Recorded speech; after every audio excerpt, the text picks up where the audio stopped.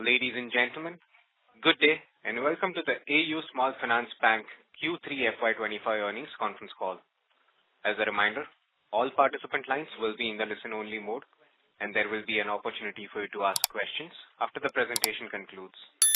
Should you need assistance during the conference call, please signal an operator by pressing star, then 0 on your touchtone phone.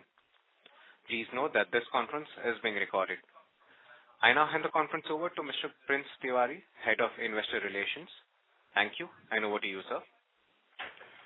Thank you, Sagar, and good evening, everyone, and welcome to AU Small Finance Bank's earnings call for the third quarter of FY25. If we haven't spoken earlier, then Happy New Year to all of you.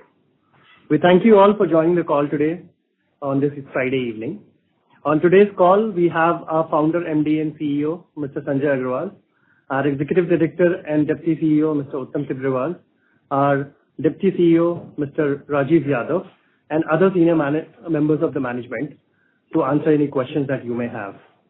We'll start today's call with a 20 to 25 minutes opening remarks by Mr. Gaurav Jain, President, Finance and Strategy, highlighting the bank's performance, positioning, and outlook. We'll then follow the opening remarks with 40 to 45 minutes of Q&A for the participating analysts and investors.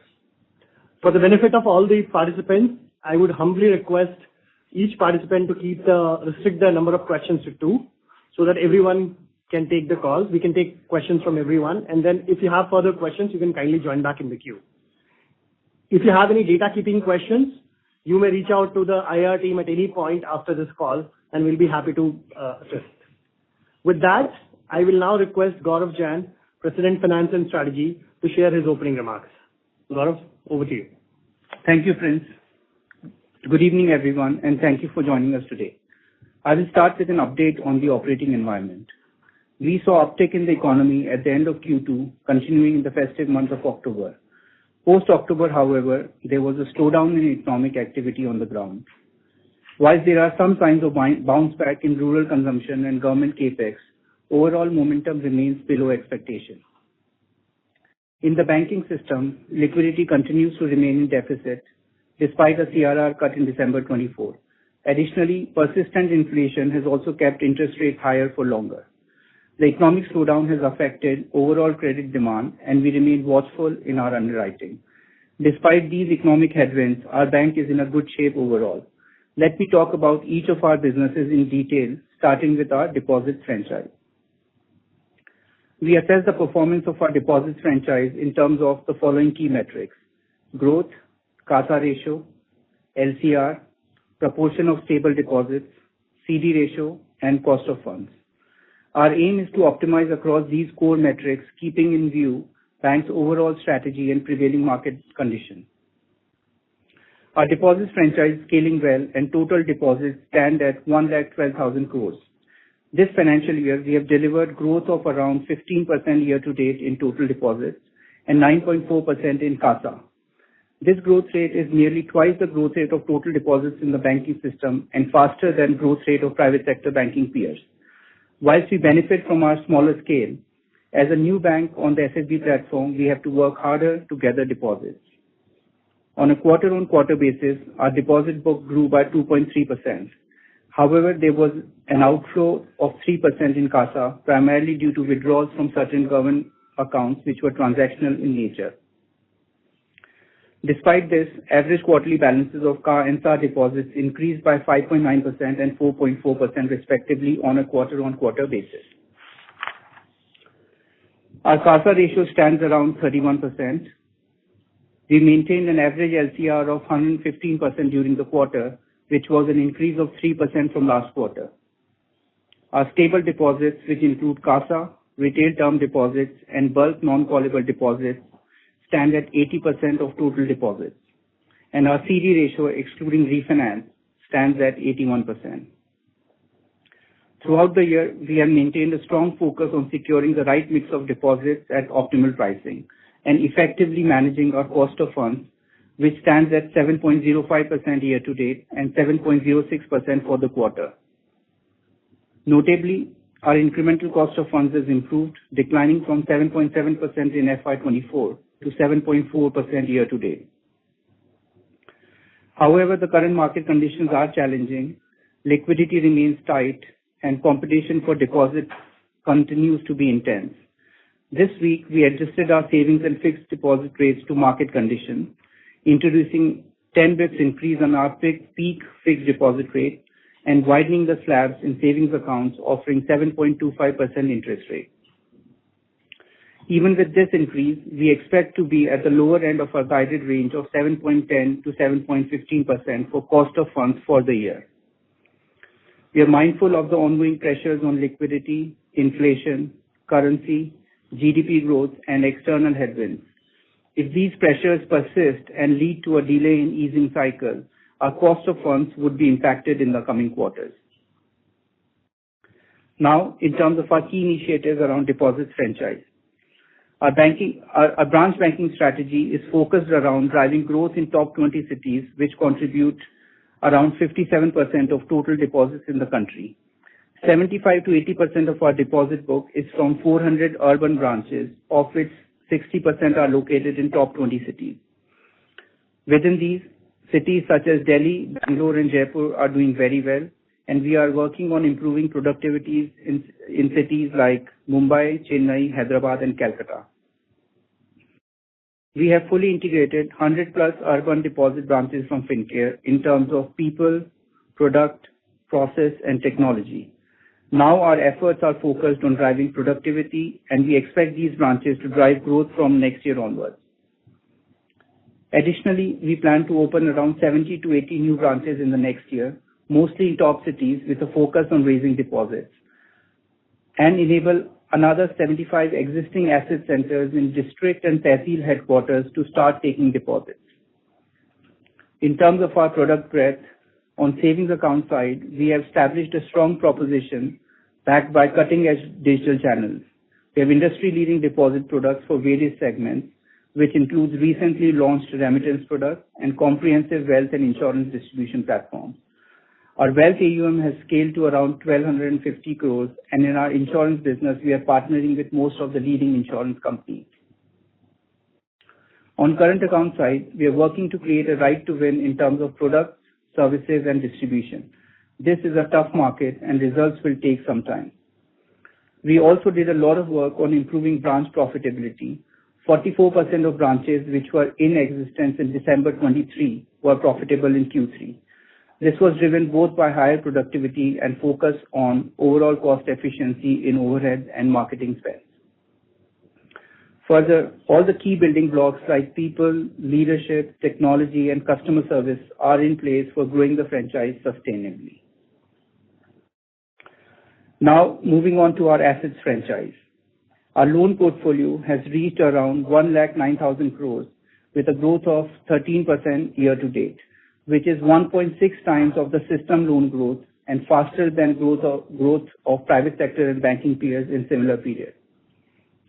As you know, we have four broad asset classes: retail secured assets, commercial banking, inclusive finance, which includes MFI, SMS, and SPO, and digital retail unsecured, which includes credit cards and personal loans. I will take a moment to talk about each of these businesses. Our retail secured assets book, which stands at around 73,000 crore and forms 67% of our total loan portfolio, includes wheels, mortgages, and gold loans. This is our flagship franchise with a vintage of over 2 decades, and it is a unique combination of scale, growth, high yield, and strong asset quality. We have a very strong right to win in this business with our deep distribution and underwriting expertise in informal segments in semi-urban and rural areas, strong operational processes and collection framework, and robust people practices. This segment is performing very well with growth of 14% year to date. We have a long growth runway in this segment as we expand gradually to pan-India. We will particularly benefit from increased distribution through Fincare touchpoints in South India. Asset quality remains broadly in line with our expectations. We are not seeing any signs of contagion with unsecured assets. December was strong from asset quality perspective, as is historically the trend, and we expect asset quality to improve further in Q4. Now let me talk about the key products within retail secured. First is Wheels. Our Wheels book is around 34,000 crores, which is 32% of our total GLP. It includes personal and commercial cars, SCVs, LCVs, tractors, and two-wheelers. Wheels GLP grew by 7% quarter-on-quarter and 19% year-to-date. Growth for the full year is expected to be more than 25% and remains in the top tier of peer banks and NBFCs. Book yield has increased by 25 bips over FY24 and is north of 14% year-to-date. Asset quality also remains broadly in line with credit cost of 1.1% year-to-date annualized. Slippages were higher in the festive period as per trend, with some parts of the book, such as SCVs and LCVs, which are given to small transporters, impacted by market slowdown. December was strong, and we are expecting further pullback in Q4. Wheels book is present in around 570 touchpoints, which is only 35% of our total touchpoints, excluding BOBC outlets. This implies significant room to expand distribution within our existing network. By the end of FY26, we are expecting to expand to another 250 to 300 touchpoints, including UP and South India. Second product within our retail secured franchise is our mortgages product, which stands at around 36,000 crores and forms 33% of the total GLP. It includes micro business loans and home loans. These are both granular products with average ticket size of 12 to 13 lakhs and yield around 15% and 12% respectively. There is no comparable peer operating at scale and yield in MBL. Growth remains on track, with the book growing by 10% year-to-date and 4% quarter-on-quarter. Within this, MBL and home loans respectively grew by 8% and 16% year-to-date. For full year, MBL is expected to grow in low teens and home loans in a range of 20 to 25%. Asset quality remains robust, and there is no major impact from the slowdown. Credit cost is 0.6% year-to-date annualized. In terms of our strategic initiatives in mortgages, we have a big opportunity to expand our distribution. We are present in around 900 touchpoints in MBL, which is 55% of our total touchpoints. In FY26, we would expand our presence by another 130 to 150 touchpoints. In home loans, we are present in around 600 touchpoints, and the business tends to follow MBL with a lag. We are also fully integrating Fincare's mortgage business, which was started 6 to 7 years back. Teams are already integrated, and integration of product, processes, and technology would finish by March end. This significantly accelerates AU's entry into key southern markets of Karnataka, Tamil Nadu, Telangana, and Andhra. The third product within retail secured assets is gold, which has a GLP of around 2,000 crores and forms 2% of the total loan portfolio. Expertise in this business comes from Fincare, which has done a good job in building distribution, franchise, and processes. Gold portfolio grew by 29% year-to-date and yields around 16%. We believe the latest RBI guidelines on gold loan create a level playing field for banks to compete against NBFCs. We remain compliant with the guidelines and believe there is an opportunity to build and scale our gold franchise. We are working on our strategy and will update the market in next 1 to 2 quarters. The second key asset segment is commercial banking, which is 21% of the total loan portfolio and includes 5 businesses: business banking, agri banking, NBFC, real estate, and transaction banking. We started lending to NBFC and real estate businesses 11 years ago and business banking and agri banking around 7 to 8 years back. Our competition is mainly with other private sector banks. We have developed a full product suite and tech capability, including the AD1 business, which we started earlier this year. Growth and asset quality remain on track with some cyclical challenges in agri commodity linked businesses. Total GLP grew 22% year-to-date and 6.4% quarter-on-quarter and is expected to grow north of 30% for the full year. Credit cost for 9 months was 46 pips annualized. The commercial banking businesses are important from liability franchise perspective as well and generated around 11,000 crore of deposits. We plan to move this business to Mumbai over the next 1 to 2 years which will provide an opportunity to stitch this business even more closely with our deposits franchise and other asset businesses. We are expanding our distribution in FinCare deposit branches. This year, we have started business in a few locations of Andhra, Telangana, Tamil Nadu, and Karnataka, and plan to expand deeper in southern states and other existing geographies within our overall distribution network next year. Further, we have created dedicated teams for specific sectors such as renewable energy and infrastructure. We believe there is a large opportunity to grow in these segments. Our AD1 business is gaining traction. This is an important business for cross-sell, current account float, and export-import. Forex flows in this quarter increased by more than 50% quarter-on-quarter and achieved a run rate of greater than 2,000 crores. These include flows from export-import, NR, and retail remittances.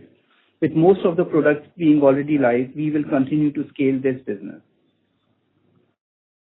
The third asset book is our inclusive finance book for bottom-of-pyramid customers, which includes MFI and lending to small marginal farmers and FPOs. This book is key for fulfilling our financial inclusion charter and meeting our PSL obligations in SMF and Agri. Total book is around 7,400 crores, which is around 7% of total GLP. MFI is the biggest product in this segment with GLP of 7,150 crores. We have a strong MFI franchise with conservative underwriting policies and strong operational processes. We have one of the lowest average exposure in industry at rupees 25,000 per customer. Our book is well diversified across more than 60,000 villages. Top 3 districts contribute around 6% and all remaining districts are less than 1.5%. No state has more than 13% concentration. MFI industry continues to face the challenge of customer indebtedness, which has resulted in elevated slippages, lower disbursements, and high credit costs. However, we believe that the long-term fundamentals of the industry remain sound, and we are cautiously optimistic of a gradual turnaround. We expect MFIN guidelines to improve overall industry discipline, and with tighter underwriting being prevalent in the industry for the last few months, customer indebtedness should gradually reduce as well. Additionally, we have taken some corrective actions in terms of strengthening our collection efforts and increasing disbursements under the CGFMU guarantee scheme, with 60% of Q3 disbursement covered in CGFMU.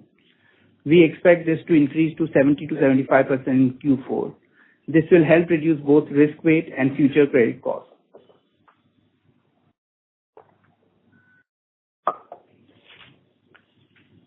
In terms of our financial performance in this segment, MFI GLP declined by 10% year to date and 6% quarter on quarter in line with the industry. Credit cost was 5.4% for 9 months annualized.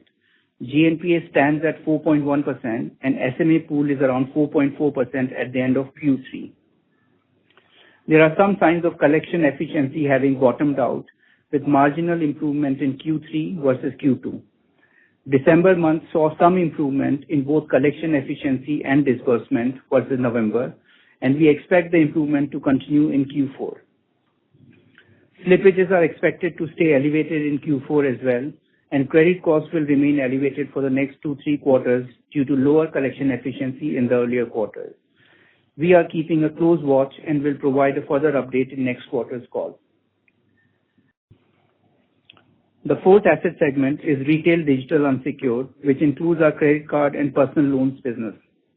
Total GLP is around 4,000 crores, which is 4% of the total portfolio, and credit cost on this book stands at 9.2% year to date annualized. Personal loan GLP is around 1,000 crores and is primarily for our existing customers. This book is performing broadly in line with industry from an asset quality perspective. We have tightened the underwriting criteria for asset customers, and as a result, book has degrown by 10% year to date. In our credit card business, we got a few things wrong, which included not getting digital underwriting correct, higher reliance on card-for-card sourcing, and issuing higher credit limits. There are some industry-level challenges as well, driven by over-leverage, inflation, and misuse of certain merchant categories through fintech aggregators. but our performance has been worse than the industry leaders. Total outstanding book has declined by 2% year to date and 9% quarter on quarter as a result of recalibration of our business. Getting this business right is important from a long-term perspective, as it provides a hook for deposit customers and increases bank's brand. We have taken a number of corrective steps. These include strengthening credit team, tightening underwriting criteria to include documented income only, and reducing credit limits both for new issuances and existing cards based on risk assessment. We have also done a detailed evaluation of existing customer base and taken appropriate preemptive actions on potentially delinquent customers. We have strengthened daily transaction monitoring to identify and restrict misusing customers and merchants, and have proactively blocked certain misused categories of merchants such as rent and education. These actions will take a couple of quarters to have an impact. We will update on the progress, including future outlook, in the next 1 to 2 quarters. Now, I will update on our profitability for the quarter.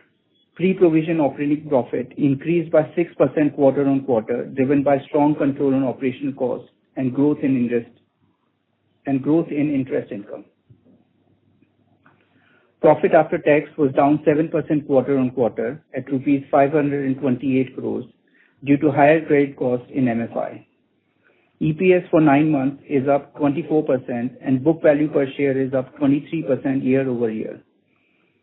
We achieved an ROA of 1.6% year to date and 1.5% for Q3. Net interest margin declined by 23 bps from 6.1% in Q2 to 5.9% in Q3. This was driven by higher mix of investment book on average during the quarter, which had an impact of 10 bps, adverse loan mix because of lower MFI and higher cost of funds, which had an impact of 9 bps, and interest reversal on NPAs, which had an impact of 4 bps. Other income was in line with Q2 after adjusting for lower treasury gain. Core fee income continues to be robust with contributions from assets, banking fee, third-party distribution, as well as credit cards and AD1 businesses. Insurance distribution income in this quarter saw some impact due to changes in IRDA regulations around revenue recognition on general insurance and surrender value in life insurance. We continue to focus on managing our OPEX, which declined by 3% from Q2. Cost-income ratio was 54% in Q3 and 57% year to date. The saving on OPEX has been achieved through merger synergies, control over manpower and overhead costs, and tech-led efficiency gains. Expenses in next quarter would be higher as per seasonal trends, and we expect to finish the year at cost-to-income ratio of 57 to 58%.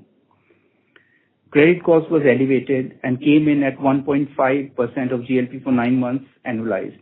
As mentioned earlier, this was primarily driven by higher credit costs in MFI and credit cards.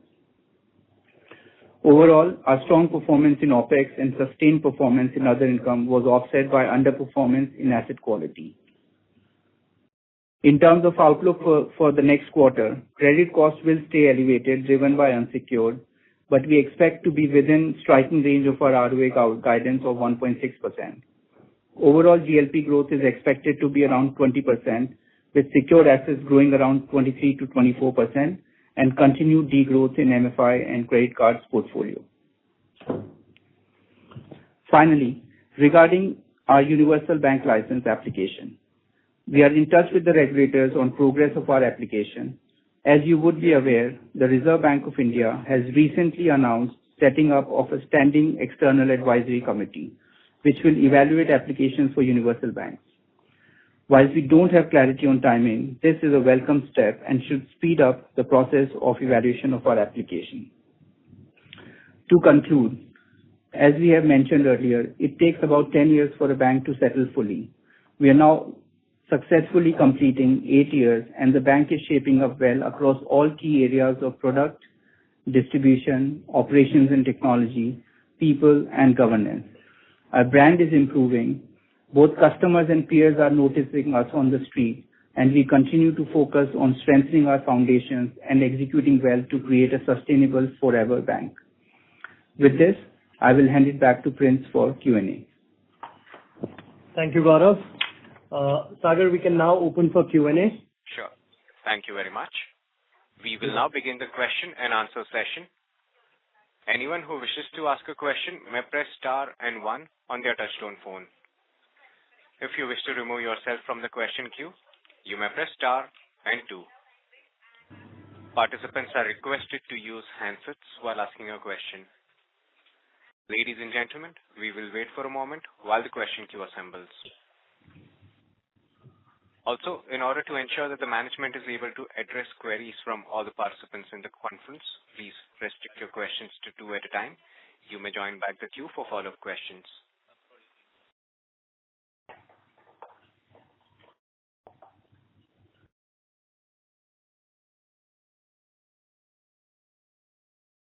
Our first question comes from Kunal Shah from Citigroup.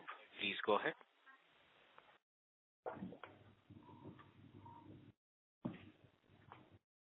Stress, particularly on the MFI side as well as PL and credit card, where we are in terms of the cycle, and you indicated in terms of say improving collection efficiency, but at the same point in time we have almost like 4.4% in SMA as well as 17% of loans wherein there are more than 3 lenders. So even during the transitioning that could have an impact. So what is maybe the extent of, if you can just help in terms of understanding what could be the extent of the pain that has to be further recognized, and how you have built up the collections out there? Yeah, hi Kunal, Sanjay this side. We have Rajiv and of course Mayank on this call, so they can elaborate further. But my take on MFI is this, that this is not an event risk, this is more about over leverage and, maybe irrational lending to that sector. Not much has been arrested in last 2 quarters. That's my personal understanding and, personal belief. We already have gone to the level of what now 5.4 credit cost, in our balance sheet. And the way we have handled it, in terms of overall, we just want to take 1 more quarter to really have the full color on it. But I think we are expecting, our credit cost overall, yearly basis, we are north of 6%. It might touch 7% too. That is why, we have commented that our overall credit cost of the year would be in the range of 1.55, 1.6, right? But I think you have to give us 1 more quarter because it's just a 7% of our book, so we are not heavy loaded there. And there are green shoots, in terms of overall approach, like, the guideline from MFIN, the way the customer are responding, the H2 is better than H1, and those segment itself, is getting some money through various things. The activity has been started. We are focusing more on collection than on disbursement. So, and of course, it's an important book for us because it gives us SMF, which is the obligatory to do lending on us. So I would only say that, the quarter 4 has some maybe heat going on, but next year you have to give us 1 more quarter, then only we'll have the clarity. And same thing is in credit card, not much has been arrested there too. The entire team has come on the subject. We have also not building up credit card on digital mode anymore. We are doing underwriting basis now, physical applications or physical data. We have stopped many payment system available online, which actually people don't use money for the merchandise or for services. They were more about cash out. We have reduced the credit line there. So I think this quarter, in my opinion, will be peak there, and then you will see us coming back next year on this subject. But overall, if you see, if you move away from this 10% of our book, the 90% book is well in control, where the whole strength of organization is there from so many years, be it secured assets or the commercial assets, people were expecting that there would be some pain or there should be some kind of contagion effect, but that is not seen. Quarter 3 has become more stronger than the H1, and I believe that overall, the 90% of assets, by the end of the March, would be much better in entire, look and shape. And this, both the books, should be also good enough for next year, But Rajiv, you want to add on or, on the subject? Okay. Mayank, you want to add on something on this, the pain and anything, Okay. So, just to add what Sanjay ji said, this is Mayank, I manage credit cards. So, what we have done is we have not only containing the existing portfolio, but we have worked a lot on our underwriting capabilities on the new acquisition. So, both the things simultaneously we are working out, and wherever the digital capabilities were not enough to manage the underwriting this thing, so we have contained them and tightened our credit underwriting criteria. So I think another 1 or 2 quarters will help us to give a better picture on it. But yes, things should come under control after this tightening controls. Sure. And in terms of the numbers, so as you indicated, 6% credit cost for the full year, so that clearly suggests 8 to 10% in MFI continuing. Same way on credit card, if we look at it like still being more than 10% for this quarter, so would that run rate also be still there? Maybe getting forward. So are we like yet to? So this quarter, yes. This quarter, yes. Okay. In 4Q also this will continue. Yeah, that's why we said that overall we will be touching around 1.55, 1.6 overall credit cost, because we believe that the other asset classes will perform better than the quarter 3. Sure.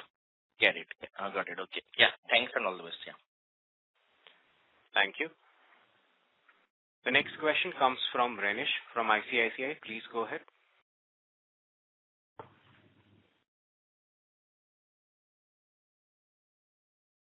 Renish, your line is unmuted. Please proceed with your question.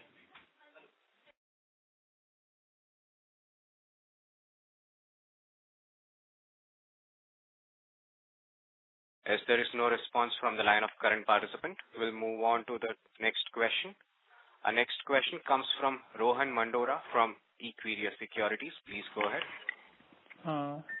Good evening, sir. Thanks for the opportunity. I just want to understand what's the provision that we are currently carrying on the MFI SMA book. That's one. And second, the OPEX center that we are seeing on account of merger synergies. How should one think on that for FY26? And related question was that we have given a slide wherein we are talking about the addition of touch points across products, across geographies in next year.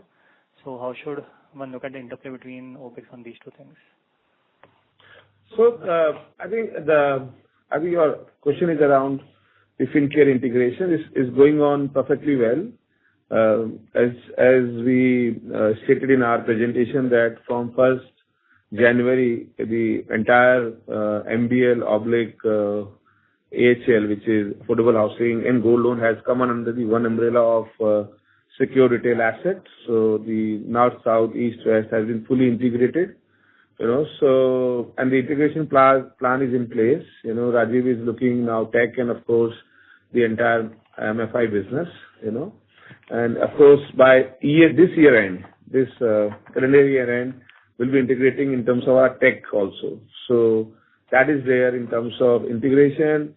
Not much operational efficiency has come in because now the leadership has been aligned with the verticalization. So there was so many leadership at Bangalore under FinCare unit, which has been now aligned with the entire verticalization of AU.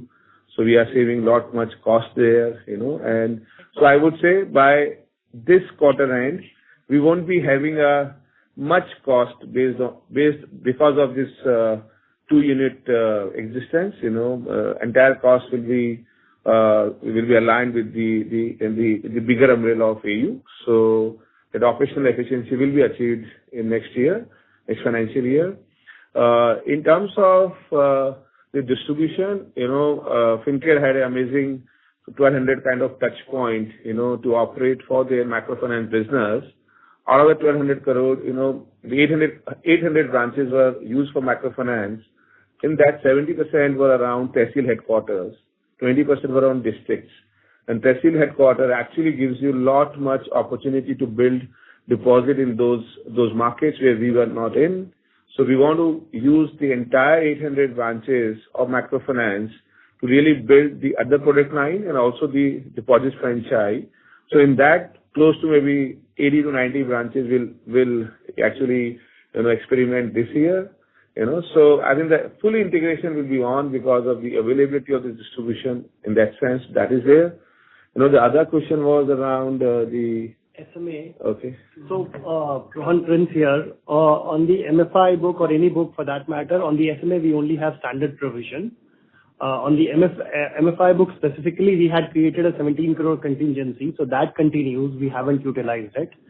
And just the last point on what Sanjay ji added, into your question, on this entire product expansion into existing geographies that you referred to, we have given on slide 22. These are all existing infrastructure.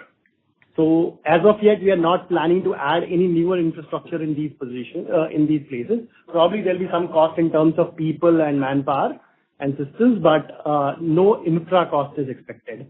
We have also articulated that we are going to open 60 to 70 newer branches. That's where the OPEX will come in. But that's the regular BAU business. Sure. Just on Hope that, that answer.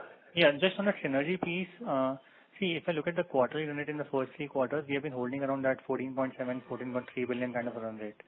And we have been gaining some benefits. So just into next year, what kind of a cost escalation will we see on the core business? Or how should we look at with the synergy benefits? How should that move into FY26? That's what I was trying to understand on the OPEX. Cost to income. Cost to OPEX, So I think cost to income is overall for 9 months is around 57.7. So for quarter 4 or entire year, I'm expecting to be north of 58%, but of course lesser than 60%, because the quarter 4 will have more expense because we'll have a more business and everything.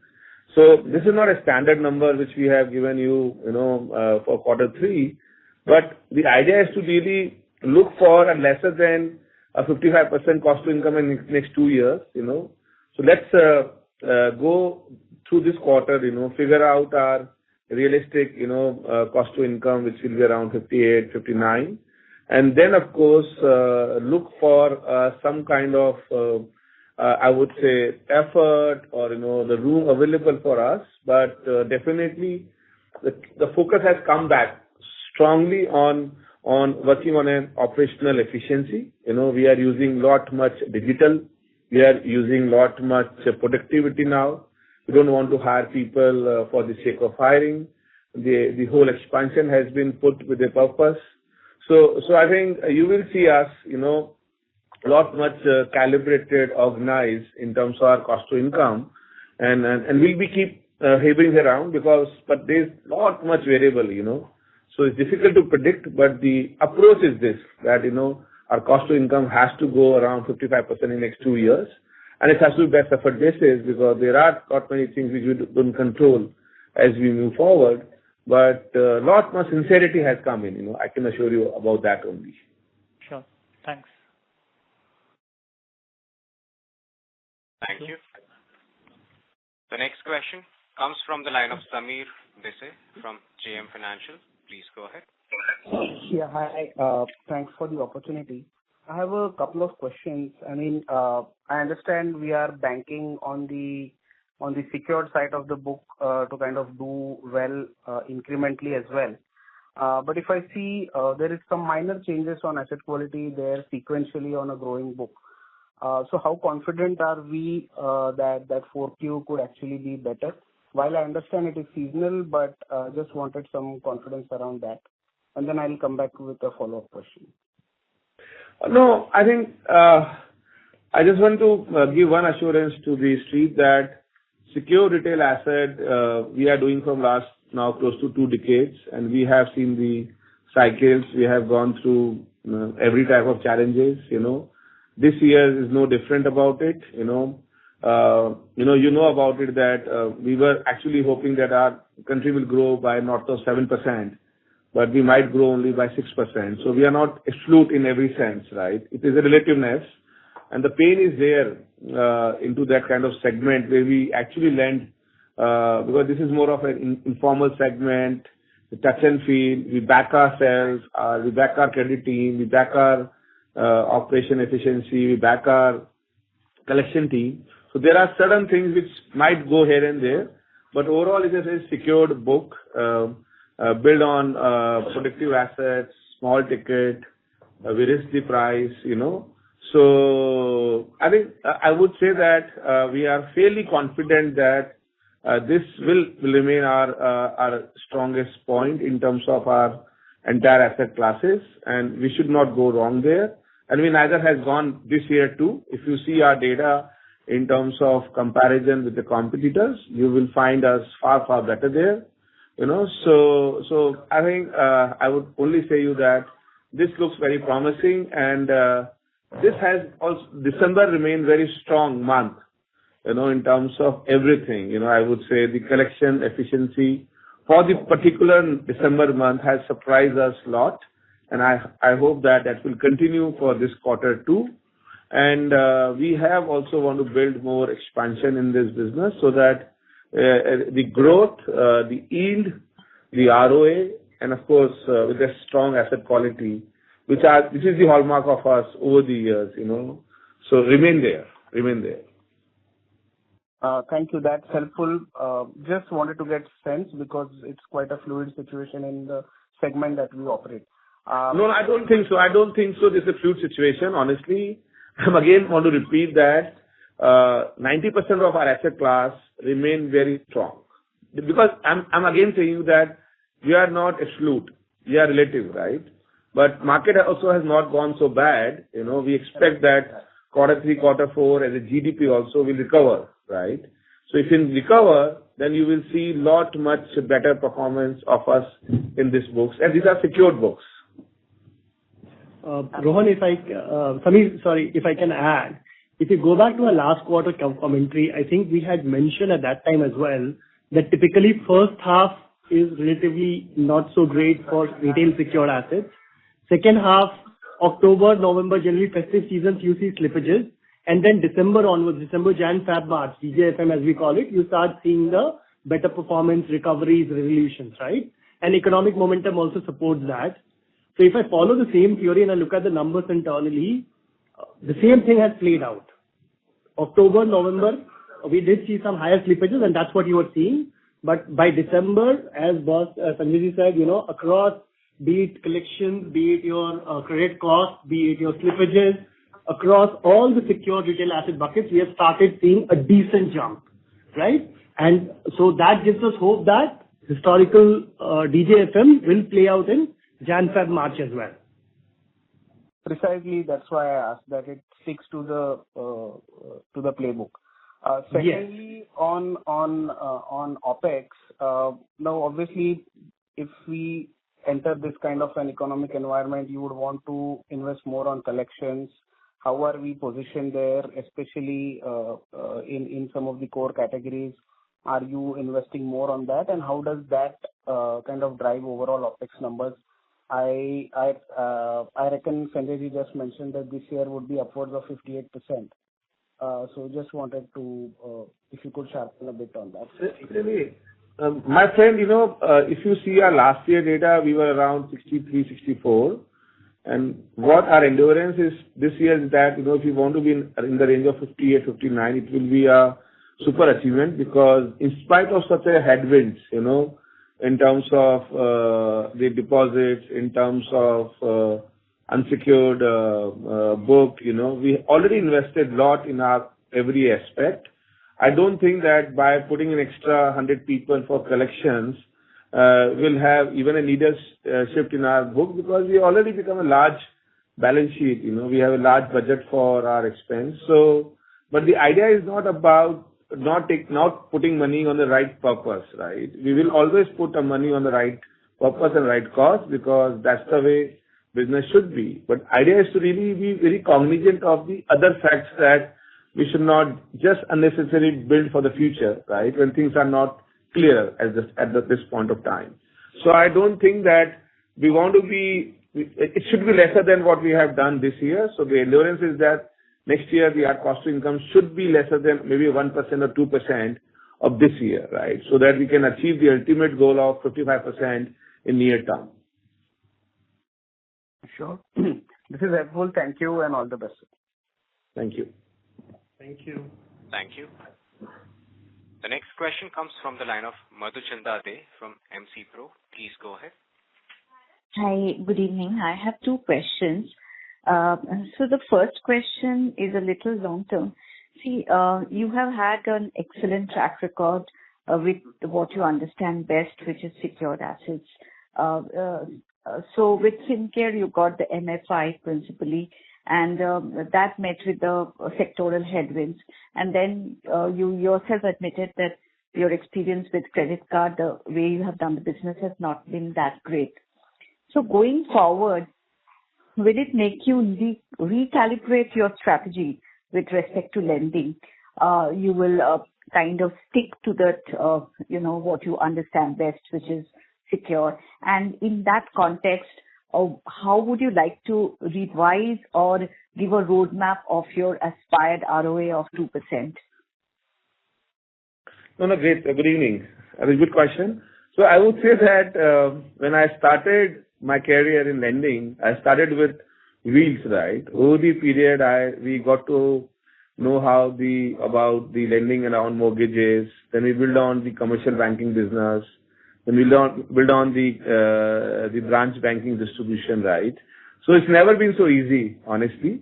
And I won't say that it was an honest confession that we would have made some mistake in building up the credit card, but the environment was also not so good, right? Because everything was given through digital only. Everybody was really backing on the credit scorecard, right? And we were not knowing that people can misuse the credit card online through some I don't know the word, but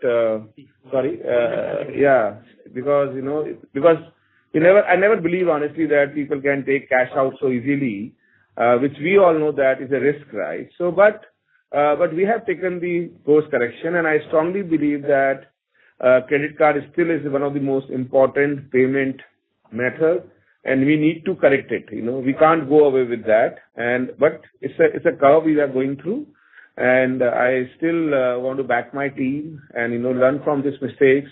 This is not that large mistakes, maybe 100 crore here and there, but this is the way the bank should give their cost or the learning cost comes in.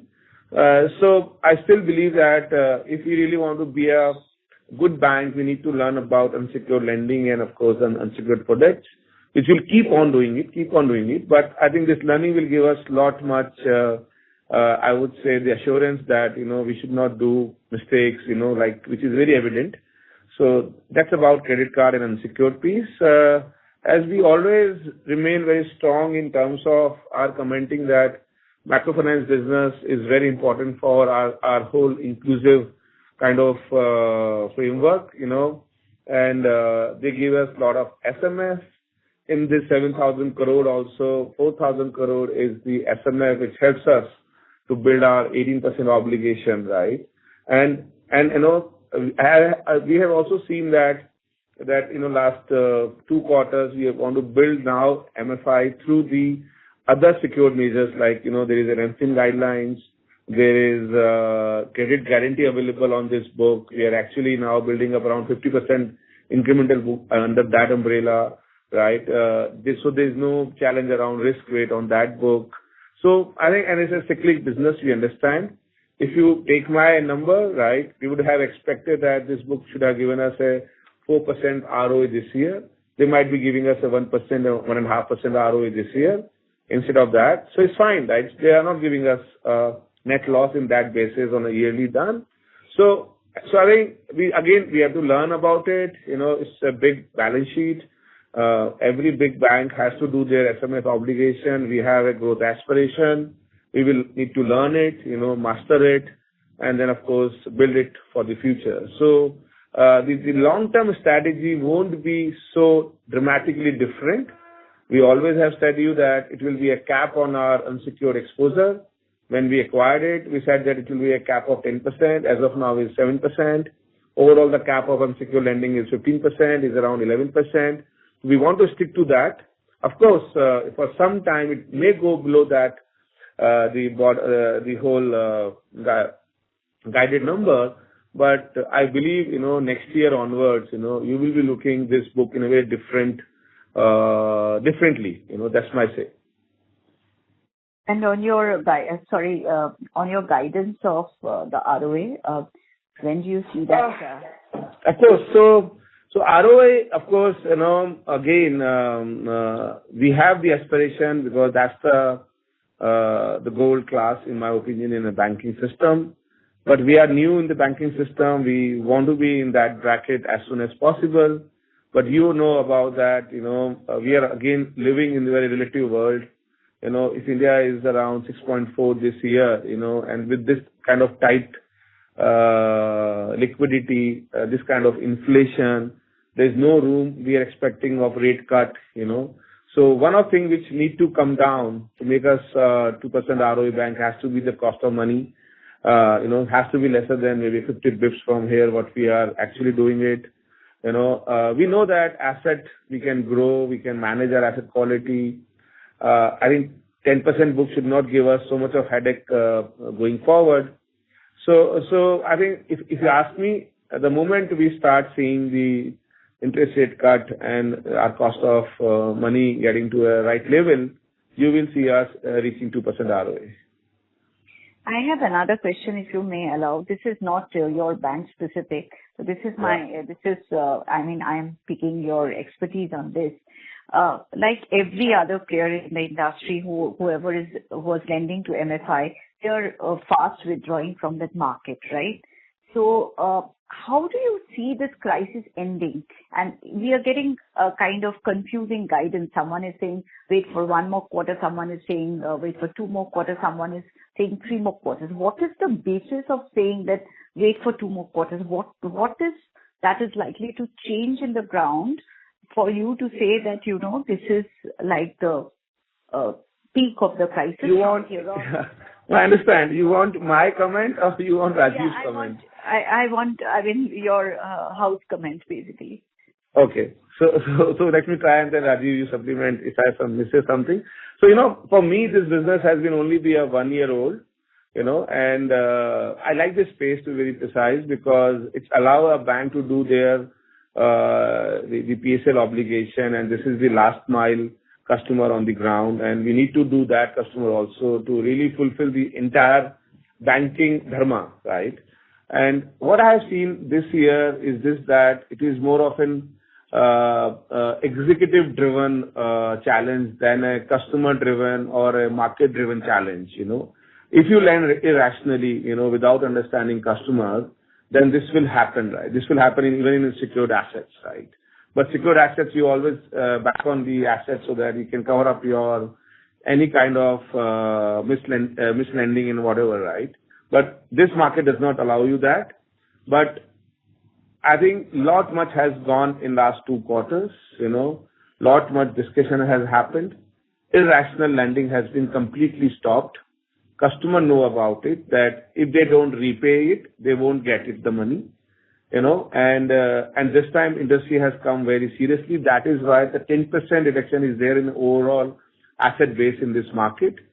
Government also do not want to disturb this market so much because this is there where the entire, space for inclusive banking is there, right?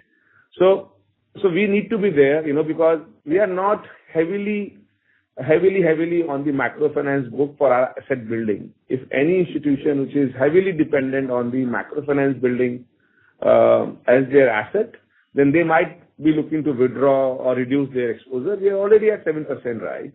So I think if you are one of the small component in the overall scheme of things, the bank or institution can manage. This is again one of the temporary challenge which we need to be addressed once the over-leveraged customer goes away. Like for example, in our case, 55% customer have the zero exposure, right?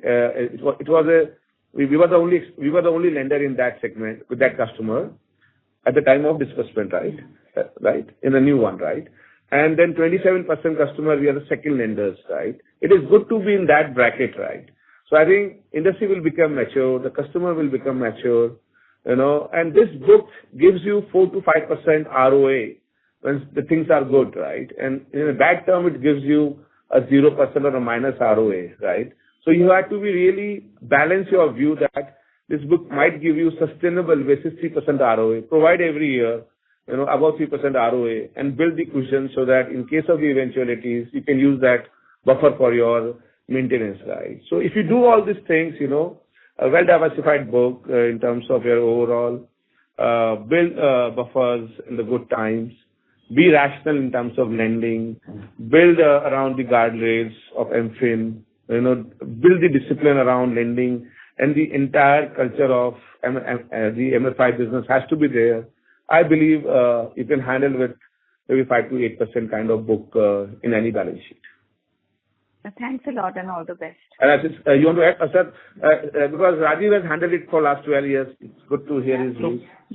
So just to for the benefit of everyone, and you asked a very specific question on this 2-quarter versus 3-quarter and why should we expect more optimism going forward. Fundamentally, and this is coming from experience of having seen Demon as a cycle, COVID, 2 waves of cycles. Fundamentally, the product is a 2-year product. And once some problem comes into the product, be it an external event or be it an over-leverage event like this, there is a certain segment of customers which are over-leveraged, and that's where the flow is coming from over the last 6 months or 9 months now. And that's why we are seeing the credit cost that we are seeing in the P&L at this point of time. So there are 2 or 3 things which happen naturally in the industry. One, in a matter of 2 or 3 quarters, the difficulty of the problem starts disappearing. 2, the industry comes together and builds some things, and this has happened earlier also, and this is happening right now. And fundamentally, all the players in the industry stick to those guidelines and then try and correct the problem, whichever was causing the problem. So in a larger context, we have seen it by vast experience. The typical problem, the harder part of the problem lasts for 6 months on an operating basis, although the provisions will come in with a 4 to 6 month lag. And for AU, we provide 50% at the time of the NPA creation, and we provide 100% in the next 3 months, which is at 180 DPD. So the typical credit cost it comes with a lag of 4 to 6 months. And therefore, what we are experiencing at this point of time, and what the industry is also experiencing is a better outcome on operating efficiency starting from December. Early green shoots, I would say, were in October, but we had more confidence that we derived from the December data. And by a very logical nature of the product, the way we are building a new book, the way the industry is working together on this, I am reasonably confident January, February, March will be operating-wise better. But the benefit of the credit cost will obviously be lagged with about 4 to 6 months of what we do. So is it realistic to assume that by the second quarter of FY26, we would again be somewhat in a much better frame as far as MFI is concerned? Yes, I would say at an industry level, and I'm very confident of ourselves that it will be a better frame. But, for going back to the precision of this cycle, we'll have to see whether it takes a quarter more. But I think by Q2, we should largely be behind over-leveraged credit cost problem. Thank you. That's really helpful. Thank you. Thank you. The next question comes from the line of Prakhar Agarwal from Elara Capital. Please go ahead. Yeah, hi. Thanks for the opportunity. Just 2-3 questions based on the outlook that you have given. First, in terms of growth outlook that you have essentially brought down to around 20% from 25% within a quarter. And this time around, we have mentioned that secured will be around 23 to 25%. And essentially, looking at the mix, unsecured is only 10%. So have we lowered our growth in secured segments as well, or how is the maths working around from 25% to 20% growth guidance cut in 1 quarter that we have done? So Prakhar, again, because that by last quarter, we were all expecting that India to grow by 7.4.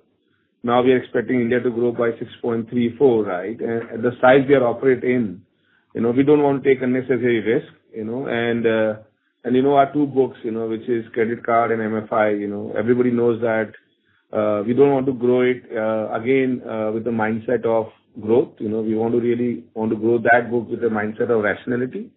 So that two books are out of the action for this quarter. Other than that, secured retail asset is growing in the range of 20 to 24%. Commercial banking is growing in the range of 30%. So that remain intact, and all put together is around 20%, because still 20% is 2x of the industry average, So I'm very happy that, of course, it's a below the what we have guided, but lot much have changes in last 9 months in entire ecosystem. So we have to respect that. So, and of course, if we even grow by 24% our deposit, because why we want to grow more than what the asset requires? And we want to keep our CD ratio around 85 or maybe in the range of 80, right? So that is why we also want to really manage the cost of money by not growing that kind of deposits. So again, it's a balance, but very happy to lower our guidance so that in this tough time, we don't get much hiccups later on. Okay. Just two more things on this, just a follow-up on this as well. So the other guidance that we have said is in funding costs, wherein we have said that it will now be around 7.10 to 7.15. What has changed in the quarter in our favor to have seen this sort of benefits? Because the system seems to be struggling in managing that funding cost, and we are essentially going out and saying that we have lowered our guidance for funding costs. What exactly has played out in our favor? No. So if you see our cost of money for last quarter is around 7.05, and we were actually expecting that cost around 7.2, 7.25 in the beginning of the year. But we really played our franchise there, and as I told you that entire stitching up, the product range, the distribution range, the focus on deposit franchise has been there so strong that in spite of this, growing ourselves in 15% on a YTD basis, we have not gone above the mark. We have seen more tighter positioning in quarter 4. That is why we have increased our bucket in a saving account, and we also have inched up our FD rate by 10 bips. So we are expecting that our cost of money should be in the range of 7.7, 7.8, not really 7.11 and 12. But I think the focus has remained so strong, Prakhar, over the year on the deposit franchise that, and we really want to build it more sharp, and more effectively, so that in the longer run, the entire game changer would be our cost of money. That's my belief. And so we are really focused on our cost of money. Every paisa is being watched out. Every person is being watched out. Every product has been being watched out, so that, we remain effective there. So that is why I think I would say that this year has given us a lot of confidence that we can grow our deposits, and that too on our cost level. Got it. Just one last question. We earlier gave a slide wherein we mentioned in last quarter guidance for March 27. We seem to have not given this time. Has those guidelines still remains, or we have chosen to withdraw that as we speak? And lastly, on this deposit, we seems to have also not given deposit growth guidance for this time for FY25, which probably we gave last time. So just last 2 bits on these two. No. FY25 we are saying 23-24% deposit growth, 20% asset growth. We are very clear that where we are heading in for March 25. We have already given you the guidance about growth, the expected OPEX, the expected credit costs. So I think March 25 largely we are giving you, but it's difficult to predict next year because again, not much variable, and we have also taken the cognizance that we are not absolute, we are relative.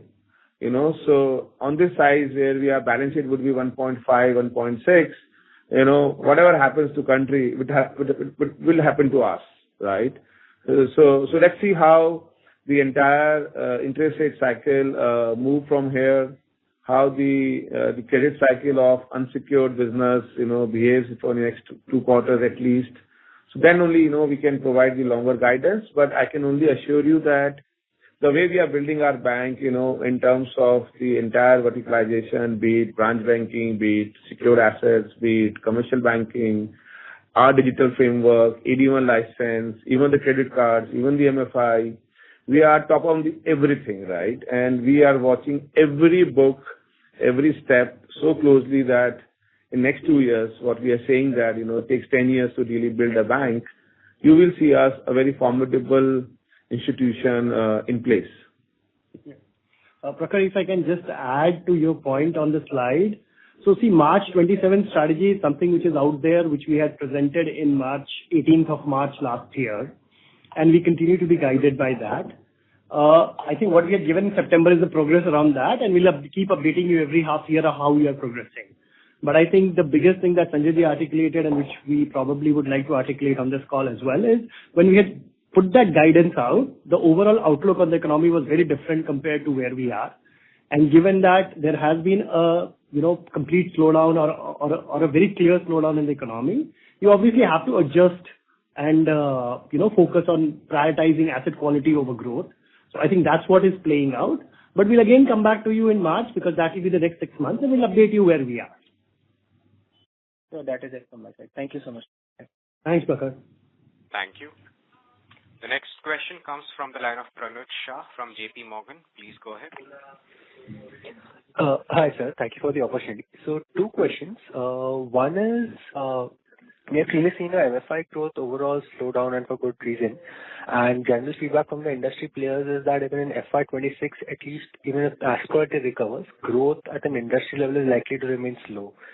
So if we overlay that on your in general, assuming a 25% overall growth in FY26, MFI continues to taper off.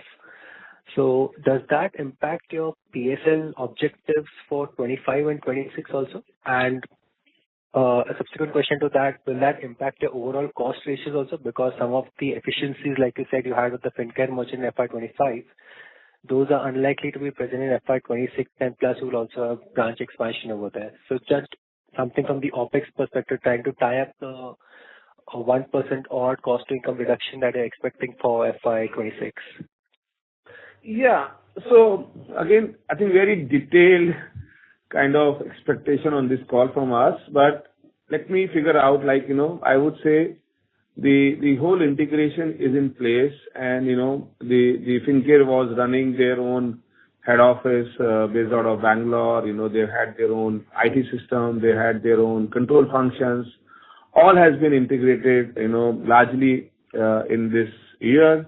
Maybe by next half year, we'll be doing entirely done. So there would be a lot more saving on the scale basis, because the business has come to us.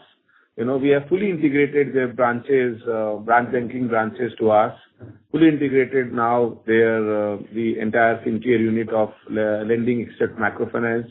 So I think synergy has been now there, the size has been there, the markets are there.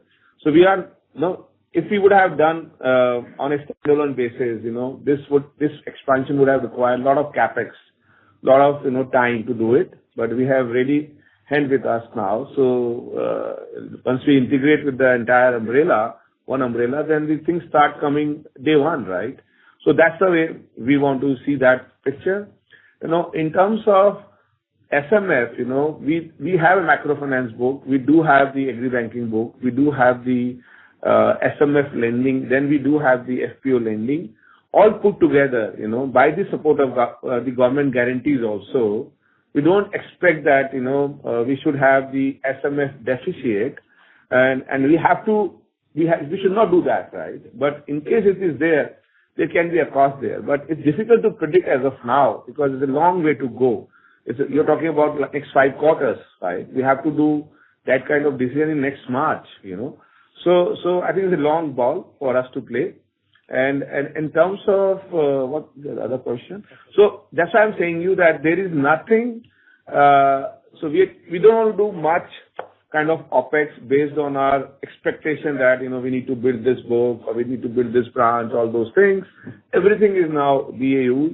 We want to really build more our digitally efficiency. We're really working on our digital labor, right? We want to introduce a digital labor internally so that we don't depend on a human effort, that other than depend more digital effort, right? So I think a small thing, but the hope is this, that we should be lesser than cost to income what we'll do this year. so that, we remain on the path to become a 55% cost to income in next 2 to 3 years.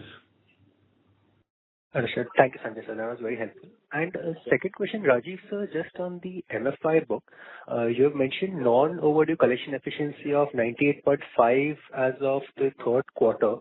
Would it be possible to disclose how much this was as of December end? So this is the non-overdue part. And even on the flow forward rates, the MFI book from SMA to NPA, are you seeing an improvement there also in December? Yeah. So the December number inched up to 98.7%, and that was the second best number in the calendar year H2. So it was, and we can see that it's a stable outcome, and we should work forward on that number. On the SMA books also, because of our strong staffing now in the recovery verticals, which we have done over the last 6 months, we have increased our headcount from 600 that we had on the recovery vertical as of June. We have reached a number of about 1,500, and we are not, hired, trained, and stabilized team. So because of that, our efficiencies coming from the SMA book, coming from the NPA books, has also started seeing improvements. So fundamentally, improvements on both sides, and the December number was about 98.7%. Got it. Thank you. That was very helpful. That's it from my end. Thank you. The next question comes from the line of Ritika Dua from Bandhan. Please go ahead. Hi, sir. So just one question. In your opening remarks, there was a comment about gold loan business, wherein you were saying that the changing regulation by RBI would help you. Ritika, your audio is not very clear. Can you just? I'm so sorry. I'm just saying that in your opening remarks, you made a reference on the gold loan business and how you go faster there because of a regulatory change. Could you just elaborate on that? That's the only question I have. Thank you. Gold loan regulatory changes. So, there was 2-3 items in the gold loan circular came through RBI in the month of somewhere in October. One was your BC model have to be revamped as per the new RBI guidelines.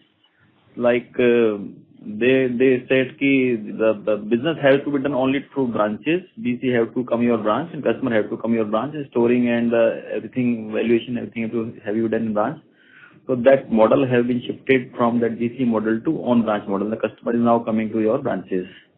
And the second part that came in the circular was that the renewal which were happening in the industry will now move to the customer have to repay the whole loan, and then only the new loan will be given to the customer. Renewal has been completely stopped in the industry. So that came in the RBI circular 3 months back, which we have implemented. So further, sorry, what's your name? Ritika. So, of course, Deepak has given you a little bit, but my understanding is this, that first, the LTV of a gold has been now standardized, whether be it a bank or be it NBFC, you can't give above 75% throughout the loan tenure. And there is, if there is no renewal, then loan generally has only 1 year or maybe 18-month period. Now, of course, NBFCs were operating on a different terrain. Banks were different, but we do not have any risk to it, as a bank, because we are doing funding against gold. And the practice of those guidelines has been now stringent, right? By the action of the RBI. So I think nobody will take the chance. We have the 2 advantages as a bank. One, we have the cost of money. Second, we have a storage facility. And customers generally have more belief in banks, where the bank lack is the delivery time of a loan, right? Because where the NBFC has made their expert because they have a very separate gold shop and all those things. So we are also thinking about it, that how we can master ourselves now when there's a level playing field available now, right? And we have the advantage of cost, we have advantage of risk weight, and we have the advantage of brand, and so I think now it's a level playing field, and I think many banks would be doing this now, in my opinion. But being with Fincare is doing this business for the last 4 to 5 years, so they are actually expertise in terms of delivery in maybe half an hour kind of things. So we want to really replicate that to many of our centers, right? So we have a distribution, we have expertise, the level playing field, we have certain advantage like I already commented about no risk weight, and of course the cost of money. So that should allow us to build a decent franchise there. But we're working on it. We're working on it. Lot thing has to be done to really come out with the final print. Great. So just one clarification on the same. So when you say that for the industry, and I'm assuming whatever the circular is, it's applicable now for banks and NBFCs combined. Yes. Okay, great. And so secondly, when the rollovers have to stop, I don't have a exact percentage. What was the percentage which was getting rollover? But I'm assuming it will be majority. So now it was 50% loan of gold loan was getting rollover by the existing lender. So sir, now customers say today I have a repayment due today, so I'll come and pay my the bullet today. So then is it like now there should be a cooling? Somebody has to, either customer has to pay or somebody has to take over. Okay. But for the same lender to repay, to again give the loan to the borrower, I repay you today, and then is there a cooling period, and then I'm eligible to get? No, I think that's too technical. That's too technical, But largely, once you are dealing on a scale, it doesn't happen like this that somebody will have bridged the repayment and again the company can come back, because that nowadays how regulator is, So in a spirit also, you also have to comply. Great, sir. Thank you so much. That's it. Thank you. Thank you, Ratika. Thank you. The next question comes from the line of Shailesh Kanani from Centrum Broking. Please go ahead. Thanks for the opportunity, sir. Sir, just wanted to understand our strategy for CGFMU cover. We are increasing the percentage over there, the cover. So, what is the strategy? How high we are going to go? Because it will entail some cost as well, right? And have we factored in that? Yeah, Yogesh will answer this. Yeah. So, hi, Shailesh. So, we know that our microfinance loan are eligible for this guarantee cover. We were doing for some of our micro business loan, unsecured micro business loan, and we were getting that guarantee. And these guarantees are very seamless. We are getting money. So basis that experience now from this financial year, we have covered our microfinance loan. So first quarter it was lesser, and now maybe going forward, maybe around 90% portfolio of microfinance will be covered in this guarantee program. Yes, cost is there, but if we see the overall benefit of coverage versus the cost, right, it is much beneficial. And then of course there is no provisioning requirement if we cover under guarantee program. So, and then we see the working of these guarantee organizations, right? So there is a lot of awareness, and they also want to help, right, to reach the real financing to these people. So to add on, Shailesh, right? Shailesh, to add on to Yogesh, so my personal understanding is this, that government really want to help much borrowers in this space, be it a microfinance, FPO, SMF lending, Mudra loans, all those things.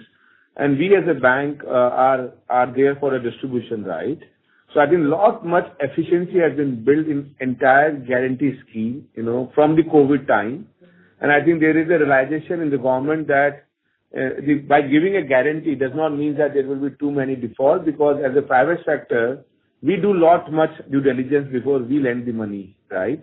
So it's a combination of the private and the public partnership in terms of creating that atmosphere where we lend it carefully. In case customer goes bad, the government comes and help us. So, and I think there is much efficiency has been built in that whole credit guarantee system, where we don't have to fight with the government, because there is ample fund available and there is an allocation through budget, right? And they also have a target so that, the real lending can happen, right? And recently we saw the budget giving you that a subsidy on the affordable housing space, right? And there are many state schemes nowadays, right? So we as a banker are beneficial, in my opinion, where we need to understand those schemes, really try to implement in our through distribution system and see how customers get benefit. And in case of any default, we can actually rely on this guarantee so that we remain secure. So we as a bank has taken this as a very seriousness because this is the way the India is, right? Something will be taken away from us and something will be given to us, right? So we need to understand both things equally and then build on, right? So we are serious, but it won't be a very large book, right? As of now, also is around not more than 4% book is covered under this, right? So we want to remain, there, but not that much also that entire thing has been based on the government guarantees. So just a follow-up, means as you have highlighted in the past and today as well, that Fincare acquisition will kind of strengthen the SMF portfolio. And currently, I think we are going towards, or at least we highlighted that we might even take 90% CGFMU cover for the MFI business. Correct. So, but as I understand, the CGFMU cover is specifically for non-agri businesses. So can you clarify how these two aspects would align and contribute? It's covered. Shailesh is covered. SMF is also covered. It's covered. Okay. We have taken the clarification. And, just to elaborate more, like, if you take a guarantee commission can be paid by customer to the agency. We can lower our rate because it's a coverage on our default, and we can take our service charge, and there's no risk rate. So if you see the industry was suffering from the higher rate kind of narrative, then we were suffering from what type of risk rate would be there on the MFI book, and then how much charges we charge from that book. That all been addressed by one stroke of the guarantee offered by government, right? So we can lower our rates, we can charge judicially, and there won't be any risk paid because of the government guarantee. So basically, in a nutshell, even the agri business is covered. That is what I wanted to understand. Yes. Okay, fair enough. Sir, just last question from my side. Sir, on the wheat front, there has been some... Sir, may we request you return to the question queue for follow-up? This call has become more general knowledge call, right? No problem, sir. Thanks a lot. Thank you. Best of luck. Thank you. The next question comes from Piran from CLSA. Please go ahead. Yeah, hi. Congrats on the quarter. Just one question I had regarding this MFI industry rule from 4 lenders per borrower to 3, which is coming from 1st April. Has the industry proactively started, with 3, or are there... So we have started, whether we have started, we can't comment on the industry. We have started. Okay. Fair enough. And when you say that December was better than October and November, this you're talking only about collection efficiency on standard loans. Sorry? Yes, that's correct, yeah.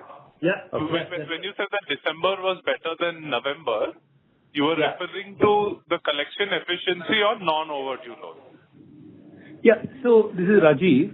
So it was better on the SMA buckets collection efficiency also. For MFI.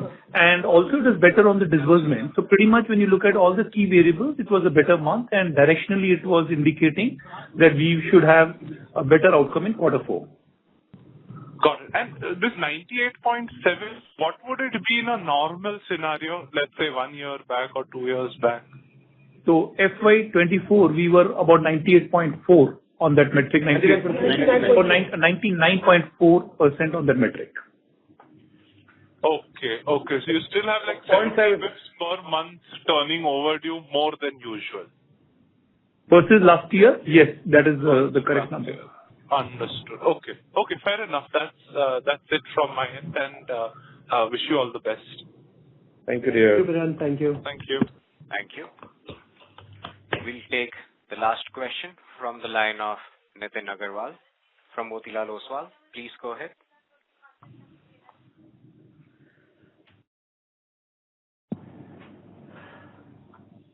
Mr. Agarwal, your line is unmuted. Please proceed with your question. Audible now? So yes, Yeah, hi. Good evening, everyone. Firstly, congrats to the entire team on a resilient performance in current environment. I have two Thanks, questions. Nitin. I have two questions. First is on the cost income outlook. If I look at very commendable cost control, that has certainly helped like in delivering rightfully on the profitability front. So while you have given a full year outlook, and but how should one look at the forward years? Because earlier we were looking to do 60% cost income this year, and now that has changed to 57, 58. So will this cost income improvement sustain, and will we like improve further in the coming years, or will we like stagnate here or go up from here? So how should one look at it? That's the first question. Nitin, that's our belief and that's the way we want to work upon. That our cost to income should reach 55%, as soon as possible. But I can't define as soon as possible right now because there are too many variables, right? But, we are not doing anything in our expectations. So we have become more in terms of reality that, let's manage today, because there is always a charm in bank to do new things. But we already have built so many product lines, so many verticals, and we need to get the scale in that level, right? We want to build more secured asset class. We want to build more commercial banking. We have the 81, we have the wealth business, we have the insurance business, we have the credit card, we have the MFI. So there's lot much is there on the table for us, and we just want to be more focused there. Our IT has done a lot of investments. People we have already, have done well with them in the last 7 years. So now the idea is to be more effective, right? Through the monitoring, supervising, asking questions, even introducing the digital efficiency through digital labor or AI and all those things. So that already has begun, right? So idea is to really be lower than this current year, but this current year we can be around 58% or maybe 59%, 1% here and there. But next year, our focus should be that we should be lower than this, but still we need to be crossing this Q4 hurdle and then regroup ourselves and see our growth aspiration, and of course, in that relation, build your OPEX, right? But there is a focus, on that particular piece, and you have seen our effort in last now 9 months, and that will continue. Right. Thanks for that. And second question is, we have been moving pretty close to our full year ROA guidance. However, if you look at our on-book PCR ratio has moderated over the year to now 61%. So what are your thoughts on managing this trade-off between the ROA and the PCR, and any particular level that you will wish to maintain for the bank? So Nitin, our PCR is coming down because there is a new fresh of loans which is becoming an NPA. We are not carrying the legacy. If you write back the technical write-off in our PCR calculation, we are north of 80%, right? But we have very prudent write-off policy also so that we don't hang on the bad assets on the balance sheet. So if you ask me, and if you carefully see the internal calculation which is not available to you, our secured asset is around 60%, our unsecured asset is around 80%, even our MFI business is around 67, 68%. So it's in my opinion, it's well covered, and as we move more deeper and deeper, we will guide the market. But endurance is to keep around 70%, to be honest. But let's see how we want to reach to that level, because there are challenging times as of now. There are many write-offs, and we just want to clean up our balance sheet every time. So it's not a worrisome for us, It's a tactical number, which can be addressed as we move forward. Right. Got it. Thanks so much, Sanjay, and wish you all the best. Thanks, Nitin. Appreciate it. Thank you. Ladies and gentlemen, I would now like to hand the conference over to the management for closing comments. Thank you, Sagar, and thank you everyone for joining this call on today, Friday evening, and thanks for all your questions and your support. In case you have any further questions, you can reach out to the IR team at any point. Thank you, and look forward to seeing you again next quarter. Thank you so much, and we didn't wish you, but very happy New Year too. Thank you so much. Thanks, Sagar. You can close the call. Thank you. On behalf of AU Small Finance Bank, that concludes this conference. Thank you for joining us. You may now disconnect your line.